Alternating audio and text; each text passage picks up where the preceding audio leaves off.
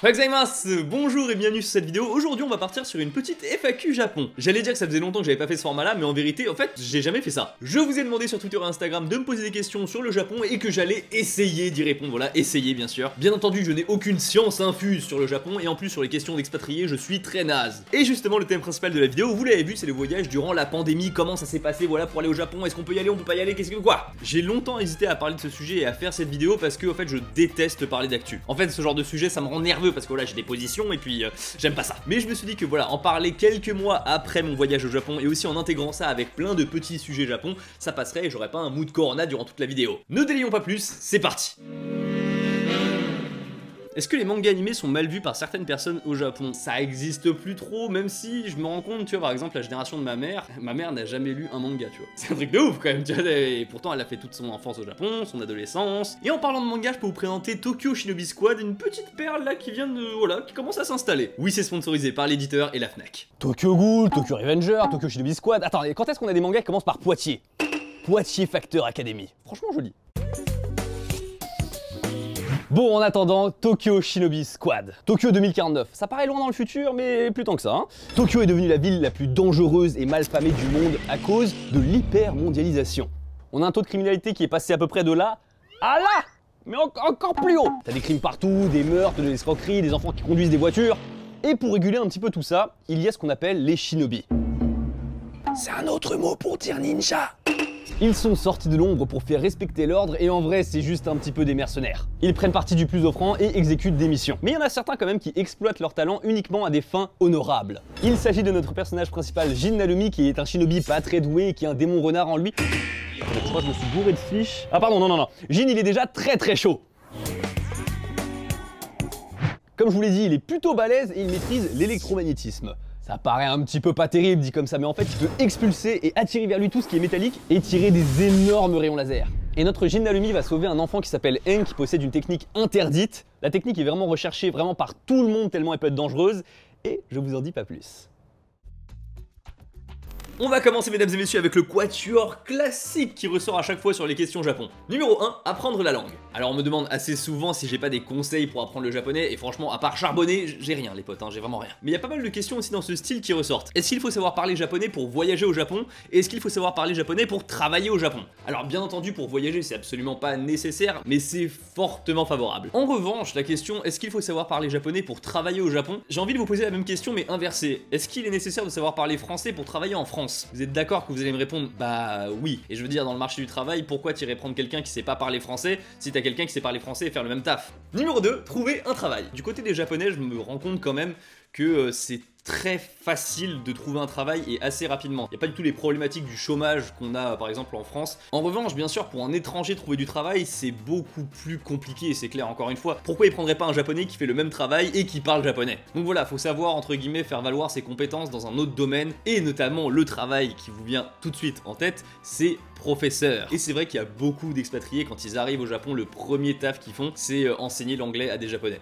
Numéro 3, la place de la communauté LGBT. Alors, c'est le thème de vidéo qui nous est demandé le plus, enfin, je dis nous parce que voilà je pense que c'est pour tous les youtubeurs Japon. Je compte faire une vidéo là-dessus sur la communauté LGBT, même si je vous avoue j'ai quand même pas mal d'appréhension parce que je ne suis pas concerné par ça, du coup je dois prendre énormément de pincettes sur cette vidéo. Je vais vraiment laisser la parole aux gens concernés. Numéro 4, le budget pour partir au Japon. Alors, la question du budget. On me le ressort à chaque fois. Enfin, c'est dur de répondre en même temps, j'ai envie de dire. C'est à vous de faire le budget. Tu vois, je comprends qu'il y en a qui demandent des conseils, des choses comme ça, et on y a déjà répondu. Mais pour ce qui est du budget, ça varie tellement en fonction des gens. Quand même, pour vous aider, parce que je suis pas non plus un enfoiré, il y a quelqu'un dans les commentaires qui a mentionné un site, calculez votre budget de voyage au Japon, et ça mentionne tout. Alors, c'est vraiment bien foutu. Genre là, par exemple, je prends, on va dire, allez, un adulte, pas d'enfant, pas de petit, voilà. Suivant. Votre séjour, la période, alors avril forcément c'est la période du Hanami et c'est la période où voilà il y a les cerisiers en fleurs et tout devient extrêmement cher pour y aller. Donc moi je vous conseillerais plutôt d'y aller par exemple tu vois en octobre. Ça c'est mon petit conseil. Période on va faire 10 jours. Les vols économiques avec escale. Ensuite itinéraire, Tokyo et Kyoto seulement. Hébergement, nombre de chambres, une chambre. Appétit, non, pas petit, moyen. J'ai même limite envie de dire gros. Service pocket wifi, indispensable. Assurance annulation, rapatriement, pour moi c'est indispensable aussi. Et type de budget, on part sur japonais classique. Limite, non, peu de sorties payantes, peu de sorties payantes et budget moyen pour le shopping. et on arrive à 2369 € par personne. C'est plutôt bien fait, et en plus comme ça vous aurez une estimation de ce que vous voulez faire. Bon, maintenant que j'ai répondu entre guillemets au quatuor classique, on va passer à vos questions. Comment fonctionne l'administration au Japon, particulièrement à Tokyo? Alors, j'ai pas d'expérience, enfin énormément d'expérience administrative, c'est plus ma mère qui a beaucoup d'expérience avec l'administration au Japon. Et le moins qu'on puisse dire, c'est que c'est quand même beaucoup mieux qu'en France, et en même temps, je me dis si c'était pire, qu'est-ce que ce serait? Mais tu t'adresses vraiment à des robots, c'est-à-dire que si il manque le moindre papier, le moindre truc, le moindre... Voilà, ça c'est mort. Et petite anecdote d'ailleurs, le Japon, en fait, avec le corona, tout ça, il a débloqué des fonds pour aider les particuliers, donc toutes les personnes qui vivaient au Japon. Et j'ai un ami qui devait justement remplir des documents pour accéder à ces aides financières, et il était en face de la personne de la banque, et la personne de la banque lui a dit « C'est bon, on vous enverra le papier par courrier, pour être sûr que ça soit bien vous qui le réceptionnez. » Mais tu vois bien que je suis en face de toi, donne-moi le document! La procédure, c'est la procédure. Il n'y a pas de négociation, procédure. As-tu des amis au Japon que tu n'as jamais montré en vidéo? Alors oui, j'en ai un, enfin j'ai pensé tout de suite à lui, il s'appelle Damien, et en fait c'est un mec de mon école, mais plusieurs années au-dessus de moi, et c'est très rigolo, j'aurais pas du tout imaginé que ce mec-là puisse vivre au Japon et qu'il aille vivre au Japon, parce qu'il était très attaché à sa Bretagne natale, j'ai envie de dire. Un gros maboule hein, dans la tête, hein, école d'ingénieur bien sûr. Il vit très bien au Japon, c'est assez rigolo. Après voilà, et clairement il connaît bien les japonais, maboule aussi. Est-ce que c'est compliqué de se faire des amis japonais pour les études à l'étranger? Oh là là, quelle transition magnifique. En fait c'est un peu oui et non. Moi je trouve que avoir des amis japonais c'est pas très compliqué si tu parles un minimum la langue bien sûr. Hein. Le truc c'est que je trouve c'est plus compliqué avec un japonais d'avoir des vraies discussions. Tu peux avoir plein d'amis japonais, tu vois, avec qui déconner, boire un coup, tout ça. Mais dès que tu veux rentrer dans des, comment dire, dans des discussions plus sérieuses, avec des débats, des choses comme ça... Ah, c'est plus compliqué. Et franchement, moi, des amis japonais avec qui je peux discuter vraiment de choses plus profondes comme ça, j'en ai très peu. J'en ai, mais très peu. Est-ce qu'il y a des boîtes au Japon, boîtes de nuit? Bien sûr qu'il y a des boîtes au Japon. Et d'ailleurs, ce qui est assez intéressant, c'est que c'est pas du tout le même système qu'en France. En France, t'as le videur classique qui filtre un petit peu. Genre, s'il y a 3 mecs qui arrivent et qui sont pas avec une meuf, ah, je crois que ça va pas être possible. Hein. En revanche, au Japon, j'ai l'impression que c'est open bar. Tout le monde rentre, allez, vas-y, hop. Mais en fait, du coup, tu te retrouves avec des boîtes où il y a 70-80% de mecs. Et par contre, il y a une sorte de sexisme dans les boîtes qui est très puissant. Par exemple, pour aller prendre un verre d'eau du robinet. Hein, pour un mec, c'est 500 yens. Pour une fille, c'est gratuit. Dortus sur Twitter qui me demande « Salut, est-ce que ce serait possible de nous faire découvrir la campagne japonaise à travers tes vidéos? Cela change des endroits vus et revus. » Alors effectivement, il y a surtout Ichiban Japan quand même qui présente beaucoup la campagne japonaise. Quand je vais au Japon, en fait, j'ai très peu de temps pour moi, et même pour voyager tout court, j'ai envie de vous dire. Et j'aimerais que ça change, et en fait, j'aimerais bien faire un petit projet comme ça. Je crois qu'il y a pas mal de... il y a plein de youtubeurs qui l'ont déjà fait, hein. Mais ce serait de partir 15 jours, et pendant ces 15 jours-là, en fait, j'essaie de faire une vidéo par jour avec tous les trucs bien préparés. Et pouvoir faire pas des reportages, mais juste, voilà, des vlogs journaliers que je pourrais sortir à travers voilà, différentes préfectures du Japon, quand on se balade, tout ça, semi-travaillé j'ai envie de dire. Salut Louis, je voudrais savoir s'il y a encore des choses qui te surprennent encore au Japon et lesquelles. Bien sûr j'ai envie de dire, mais quand tu me demandes lesquelles, je sais pas si c'est genre un truc qui me choque sur le fonctionnement du Japon, les contradictions de la société japonaise, c'est toujours, voilà, c'est toujours énervant, on va en parler pour la partie un petit peu sur le voyage au Japon durant la pandémie. Il y a un truc qui me surprend quand même encore, c'est que après avoir écumé un peu, beaucoup même Shibuya, tu trouves toujours des nouvelles choses. T'as tous les trucs entre guillemets au rez-de-chaussée qui sont pour les touristes, et les touristes comme ils montent pas dans les étages, bah il y a plein de trucs pour les japonais et tout. Dans les gros quartiers comme ça c'est hallucinant, tu vois, tu montes, tu découvres plein de trucs et tout, t'as des salons de massage, enfin c'est... Waouh. Est-ce qu'au Japon les garçons aussi apprennent à cuisiner? Tu fais sûrement référence aux cours qu'on a à l'école où les japonais en fait apprennent à cuisiner, et totalement bien sûr que les garçons aussi apprennent à cuisiner, tous les garçons apprennent à coudre, à cuisiner, enfin c'est tout le monde, hein. Y a pas de distinction hein, de ce côté là tu vois. Y a-t-il des autres langues parlées au Japon, des dialectes selon les régions comme en Italie? Il y a le Osaka même par exemple, c'est les gens de Osaka, surtout les vieilles personnes de Osaka. Je peux comprendre quand ils parlent, mais sur certains mots ça n'a rien à voir. Par exemple en japonais merci c'est arigato, et bah pour eux c'est orokini. Rien à voir, on est d'accord là, ça n'a absolument rien à voir. Par exemple à Okinawa, tu vois, c'est toujours comme ça, les gens du sud ils sont toujours plus détendus et tout, ça va, tu vois, même leur musique. D'ailleurs, il y a aussi les ch'tis japonais dans le nord, avec à Hokkaido, à Sapporo, il y a généralement des japonais qui parlent un japonais un peu plus dur, tu vois. C'est le Nord. Est-ce que l'économie du Nippon a été gravement affectée malgré le nombre de salaryman? Alors je vois pas trop le rapport avec salaryman et économie, mais oui effectivement l'économie japonaise a été extrêmement impactée, sachant que déjà elle se portait pas excellemment bien, et à tel point que en fait tu te retrouves avec des contradictions de l'état japonais. Oui, alors faut rester un peu enfermé, mais en même temps en fait faut relancer le tourisme, donc du coup les japonais, allez, go to travel. En gros c'était juste des bons pour aller voyager, pour que les japonais puissent voyager pour relancer le tourisme quoi, parce que en vrai économiquement parlant c'est désastreux. Hein. Y a-t-il des maisons de retraite au Japon des EHPAD par exemple. Alors en japonais ça s'appelle des Losing Home, et alors c'est pas très fréquent, surtout quand on connaît la situation des personnes âgées au Japon avec la criminalité et tout ça, mais il y a quand même des structures qui existent, et notamment cette dame là que j'ai vue sur une vidéo YouTube, et elle a un peu créé ça pour un peu monsieur et madame tout le monde, et ça fait fureur, ça fait fureur. ある建物を、ほとんどは独身寮なんだけど、それを変えて、中の改装をして、それで老人ホームにすることを新公会モデルっていうふうに言います。Quel est l'endroit que tu as visité au Japon étant jeune qui t'a le plus marqué? C'est une île dans le sud du Japon, dans la zone Okinawa, tout ça. Et je me souviens que j'ai fait une randonnée quand j'étais tout petit là-bas. Et il y avait des lézards, mais de couleurs mais tellement fluorescentes, genre jaune et violet. Enfin bref, on aurait dit des bonbons les trucs, tellement c'était fluorescent. Et je me souviens, la faune et la flore étaient vraiment très particulières là-bas. Enfin, il y avait plein d'insectes rigolos, j'aimais beaucoup. Est-ce que tu conseillerais de venir étudier quelques mois au Japon? J'ai voulu aller étudier au Japon durant ma scolarité quand j'étais à l'école d'ingé, mais on me l'a refusé parce que j'avais pas assez de bons résultats.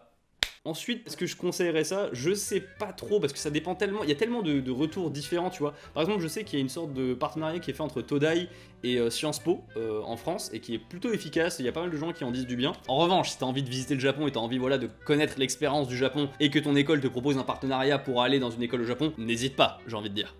Marine qui me dit, faire des folies capillaires du genre bleu-rose, est-ce que c'est bien vu ou pas? Il y a quelques années, on disait au Japon, ah ouais, c'est trop bien parce qu'ils te jugent pas, tu peux t'habiller n'importe comment et tout, tu peux te balader dans la rue, ils s'en battent les couilles. En fait, c'est pas parce qu'il y en a que les Japonais les jugent pas. En fait, ça dépend du milieu dans lequel t'es, tu vois. Si t'es idol, bravo, les gens ils sont contents, tu vois. Si par exemple tu travailles, t'es dans une boîte, t'es à la compta, là c'est mort. Quelle est ta friandise japonaise préférée? Le hakafuku, pâte de haricots rouges, mochi à l'intérieur. Oh non, c'est magnifique, je suis désolé, c'est magnifique, la texture, c'est onctueux, c'est sucré, c'est... ouais. Lucie, pourquoi est-ce que le harcèlement au Japon semble plus présent qu'en France? Depuis quand est-ce le cas? J'ai déjà fait une vidéo en fait autour du harcèlement scolaire au Japon, de ce que j'avais vécu un petit peu et aussi de ce qui se passe concrètement là-bas. Au Japon, comme c'est vraiment plus une société où tout le monde doit rentrer dans un certain moule, dès qu'il y en a un qui sort, on le voit beaucoup plus, tu vois, c'est le clou qui dépasse, on le voit et on tape dessus, quoi, c'est un petit peu ça. Tous les ans, il y a toujours un drame qui arrive par rapport au harcèlement et tout, et qui se dit d'ailleurs Hijime et pas Hijime. Une certaine dessinatrice, raconte-moi l'histoire d'Edo. Écoute avec grand plaisir. Pour comprendre la période Edo qui a commencé en 1603, il faut savoir qui est Tokugawa Ieyasu. C'est le shogun, en gros c'est lui qui a le pouvoir sur tout le Japon, et il l'a obtenu de manière militaire. Certes, il y a un empereur, mais contrairement à un animé connu, c'est une façade. C'est l'empereur qui est la marionnette, et celui qui tire les ficelles, c'est Tokugawa Ieyasu, le shogun. Et comme ce shogun il aimait pas trop les étrangers, il nous a fait une Wano Kuni. Si un étranger venait sur le sol japonais à cette période-là, direct dans la marmite bouillante. Tout ça bien sûr pour que le shogun Tokugawa Ieyasu ne soit pas dérangé lorsqu'il est au pouvoir. Sauf que finalement ça a duré plus longtemps après sa mort. Et pour avoir encore plus de contrôle, il crée le système des fourreaux rouges des daimyo, pardon. En gros, il divise le pays en plusieurs régions et ces dernières sont maîtrisées par un seigneur, c'est le daimyo. Et bien sûr, le daimyo doit directement rendre des comptes au shogun. Mais alors, 2 siècles plus tard, 212 ans précisément, Matthew Perry, un marine américain, débarque sur le sol japonais. Qu'est-ce que tu vas faire? Du coup, plutôt en anglais. What you gonna do? Le shogun, quand il entend ça, il est en train de croquer un fruit tranquille, et maintenant, il a le démon.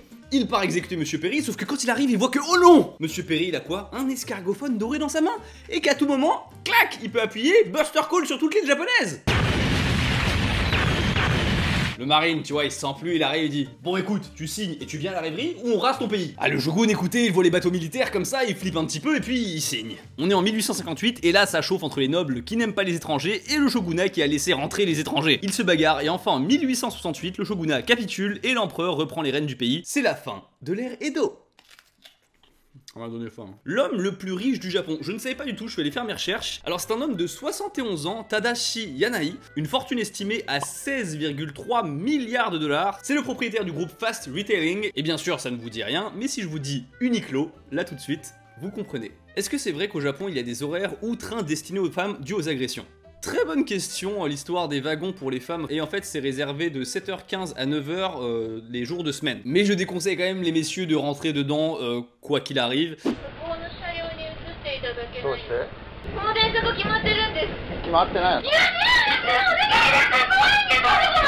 Bref, je vais pas vous montrer plus que ça. J'imagine que voilà, la femme elle a dû avoir un passé tragique ou quelque chose comme ça. Et bien sûr tout ceci ne fait que creuser le fossé qui est déjà présent et bien présent sur les interactions sociales entre les japonais. Est-ce que ce sont vraiment les japonais qui ont inventé les sushis? Eh bien en vérité c'est une invention taïwanaise, les sushis. En fait ça a été créé à Taïwan et à l'époque, enfin je veux dire, Ça ressemblait pas aux sushis qu'on a aujourd'hui. J'avais vu ça en fait dans la vidéo avec Sora quand j'étais avec un chef sushi qui nous avait expliqué en fait l'origine des sushis. Il n'y avait pas encore cette idée de vinaigre dans le sushi et ça se mangeait un peu comme un burger. Tu prenais juste un sushi comme ça et enfin ça se mangeait comme ça. Pour toi la vie est plus apaisante au Japon ou en France? C'est vrai que de mon souvenir quand j'ai vécu vraiment quelques mois au Japon en 2018, je me sentais plus détendu peut-être au Japon. Après, je vous avoue, en fait, j'adore ça revenir en France. Je suis pas du tout comme Tev qui lui, la France ne lui manque vraiment pas beaucoup, en tout cas sur très peu de points. Quand je suis trop longtemps au Japon, j'ai vraiment envie de retourner en France. Est-ce que le cliché de c'est cher au Japon s'est fondé? J'ai déjà fait plusieurs vidéos là-dessus, voilà, dont même 2. Les Japonais sont un peu plus payés, mais pour certaines choses, en fait, c'est plus cher, pour d'autres non.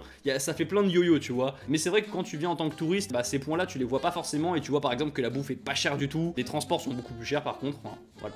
Coucou, au Japon ça se fait toujours l'échange d'adresse mail et pourquoi autant au lieu du numéro? Alors, pour ceux qui comprennent pas en fait, c'est juste qu'au Japon, il y a très peu d'échanges de numéros de téléphone. Ça se fait pas du tout. À l'époque, on échangeait beaucoup son adresse mail et ça se fait plus trop, enfin, si quand même ça se fait encore l'échange de mail, mais c'est beaucoup plus aujourd'hui Line.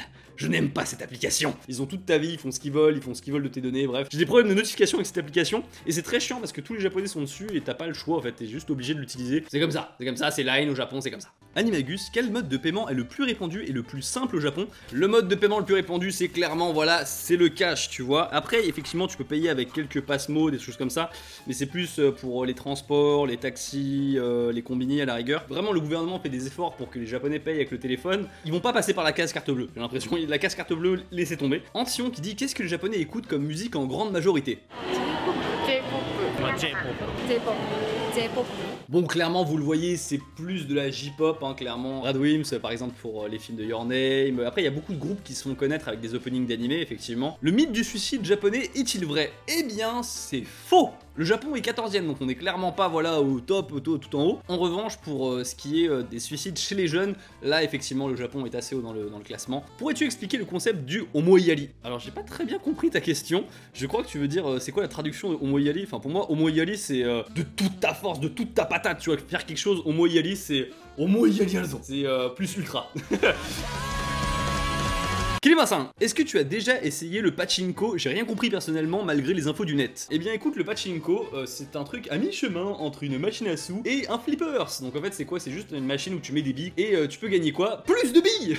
Et au bout d'un moment tu peux échanger tes billes contre des lots. Si t'as gagné, tu vois, tu vas peut-être ressortir avec une console, je sais pas, tu vois, mais clairement pas de l'argent. L'article 23 du code pénal japonais, écrit en 1907, se veut interdire tous les jeux d'argent hormis certaines loteries et paris sportifs. Ceux qui enfreignent la loi encourent une amende de 4000 € et 3 ans d'emprisonnement.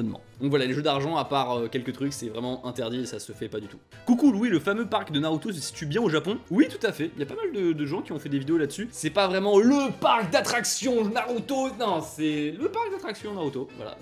Naruto, c'est extrêmement populaire, tu vois, que ce soit aux États-Unis, en France, même en Europe, mais pas pilier, tu vois, au Japon, je trouve. Alors que, enfin, si, quand même, mais en tout cas, ça a eu plus d'impact en France, voilà. Les Japonais pensent quoi des pays maghrébins? C'est comme si je te disais à toi, par exemple, de bien me situer sur une carte la différence entre Singapour, Taïwan et l'Indonésie, tu vois. Il y en a qui y arrivent, bien sûr, mais ce que je veux dire, c'est que je pense que c'est très loin pour eux. Et c'est pareil, il y en a plein qui me demandent s'ils ont pas des clichés sur les Arabes ou choses comme ça. J'ai pas l'impression, très sincèrement, mais je pense que c'est un truc que Amine pourrait faire, par exemple. T'es au top, oui, merci beaucoup, c'est toujours plaisir, Boulardo. Comment se passe le permis de conduire au Japon? Tu vas le passer, point d'interrogation. Alors, le permis au Japon, en fait, t'as pas besoin de le passer si tu l'as déjà en France, même si le Japon ne reconnaît pas un permis international. En fait, t'as juste à traduire ton permis français, que t'as passé en France, voilà, et tu peux conduire une voiture au Japon. Après, le petit truc qui était un peu différent, donc t'as les auto-écoles, bien sûr, pour apprendre, et t'as aussi des petits endroits, t'as une sorte de petits parcs, genre les premiers cours de conduite que tu fais, t'es pas dans la rue ou des choses comme ça, t'es sur un petit circuit comme ça, Les Japonais sont très respectueux et ne volent pas, contrairement au pickpocket de Paris. Est-ce vrai? Oui. Vraiment, au Japon, on avait fait l'expérience avec Tev, tu te balades avec un sac ouvert et tout, il se passe rien, les gens ils laissent leurs affaires, ils reviennent, y a pas de souci. On a laissé un téléphone sur une table pendant, je sais pas, une demi-heure et il s'est rien passé. Ah, c'est pas la même chose quand même, hein. De ce côté-là, niveau sécurité, tu vois, y a rien à dire. Écoutez, je pense qu'il est temps de passer à la partie centrale de cette vidéo, c'est-à-dire le voyage durant la pandémie. Déjà, première chose à savoir, j'y suis allé en juillet. Après, je précise bien encore une fois que je suis pas venu au Japon faire le touriste et pour faire mon travail. Et j'ai pu y aller uniquement parce que j'ai le passeport japonais. Maintenant, ça a réouvert aux expatriés et justement, en fait, en juillet, ça l'était pas et ça frustrait. C'était un problème pour beaucoup d'expatriés parce qu'ils avaient le droit de quitter le Japon, mais ils avaient juste pas le droit de revenir. Et il faut savoir un truc, c'est pas que le Japon autorisait les Japonais à rentrer, c'est plutôt que le Japon n'avait pas le droit d'interdire aux Japonais de rentrer. Il y a une petite nuance dans le propos. Et voilà, j'ai un peu exploité cette faille du système, si vous voulez. Je suis arrivé à l'aéroport de Roissy et là, grosse surprise, je m'attendais à voir un aéroport assez vide. Il était blindé de ouf. Ça marche pas sur les bornes, je suis dégoûté. Du coup, on va aller voir directement au guichet.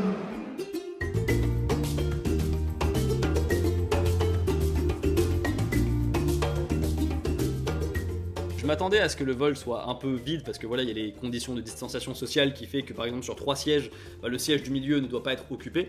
Mais à ce point-là, voilà, les images parlent d'elles-mêmes. L'avion n'était pas totalement vide, mais je crois qu'on était 20 à tout casser. Comme c'est exceptionnel de voir ça. Vous voyez les gens là. Donc la distanciation sociale très bien respectée. Dans l'avion, clairement, je pouvais faire du roller, il n'y avait pas de souci. Avant d'arriver, on nous a distribué un petit papier et c'est là où en fait tu déclarais que effectivement tu venais bien d'un de ces pays-là et donc du coup que tu étais potentiellement dans la liste des pays. Attention coronavirus. Donc voilà, je sors de l'avion, clairement tous les gens qui m'accueillent ils sont dans des scaphandres, et c'est bien, ils prennent des précautions. Et ce qui m'a impressionné, c'est l'organisation. Une organisation irréprochable. On nous a alignés, enfin entre guillemets on nous a fait nous asseoir sur des sièges qui étaient déjà espacés. On attend en fait notre tour parce que les gens passent 7 par 7 pour descendre là où il y a la douane. Ils m'ont dit en fait on va faire un dépistage, donc ça c'est obligatoire quand tu arrives au Japon, dépistage. Le PCR, hein, donc le truc dans le nez comme ça voilà. Et tu vas choisir, c'est soit tu attends 3-4 heures les résultats donc sur place et tu ne bouges pas, et si t'es négatif tu peux prendre les transports, et si tu ne peux pas attendre, eh bien il faut qu'il y ait quelqu'un qui vienne te chercher, mais tu n'as pas le droit de prendre les transports. Moi forcément vu qu'il y avait TEF pour venir me chercher, j'ai choisi de pas attendre et de partir tout de suite. À partir de là, donc j'ai donné mon nom et ils avaient déjà tout préparé, toutes les fioles étaient à mon nom, enfin je dirais tous les trucs qui étaient bien planifiés, on met le truc dans une narine, clac clac, c'est terminé, très rapide. Ça aura jamais été aussi facile de se garer à l'aéroport de Narita.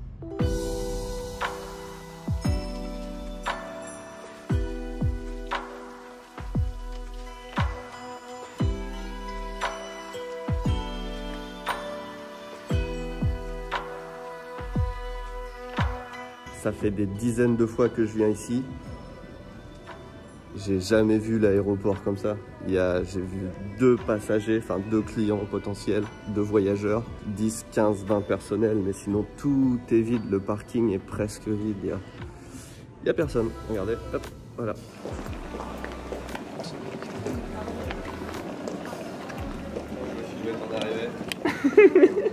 Ça va? Ouais, ça.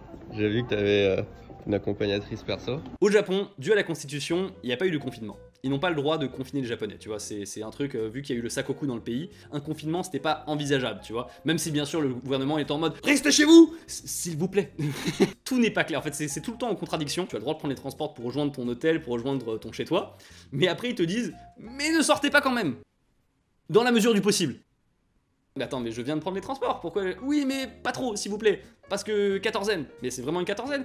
Non, parce que, en fait, un peu, mais faites attention. Ce qui se passe, c'est que maintenant, si tu fais un dépistage avant de partir, eh bien, tu peux transformer ta quatorzaine en septaine, et c'est que 7 jours. Donc ça, c'est bien. En revanche, ce qui m'a beaucoup choqué, c'est au retour. L'avion était plein.